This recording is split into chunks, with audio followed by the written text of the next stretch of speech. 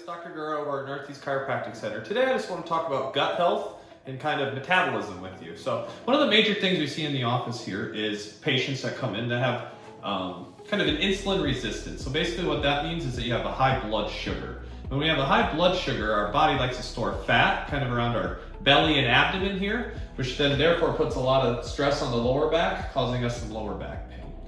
So the second thing I want to discuss with you is just kind of gut health today. So when we have bad gut health, our body's not, digesting and absorbing the nutrients as good as possible. And when that happens, our body likes to store that as extra fat. But then it also increases our craving, especially for inflammatory things such as sugar.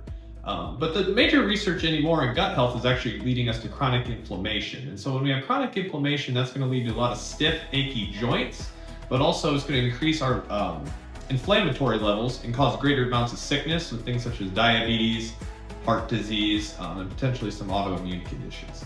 So how can we help you at Northeast Chiropractic Center? We're going to look over your gut health, kind of your inflammatory scores, maybe a little bit of your diet, as well as look at kind of your movement and exercise patterns. So just some things that we can kind of work on at home in between appointments, right? So first is eating a more balanced diet with more whole foods as opposed to processed foods. So when we eat processed foods, a lot of times I know that's more convenient for us in our busy schedules, but that's more inconvenient for our gut. The second thing that we can work on is just intermittent fasting. So what is fasting good for? Fasting is good for kind of helping burn more fat. It's going to help increase, the insulin sensitivities that we discussed before, but also just kind of help our metabolism overall. So kind of a good starting point for that would be to try fast over like a 12-hour period. So a good example with that would be, not eating anything after 7:30 p.m.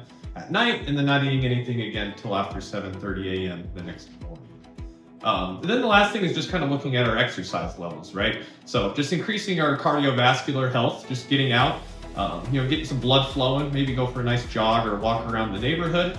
But then also looking at, adding a little bit of strength resistance training as well, as that's going to help build our muscle mass. And with our body burns fat better with muscle than it does excessive levels of fat at rest. So more calories are burned when we have more muscle than we do fat.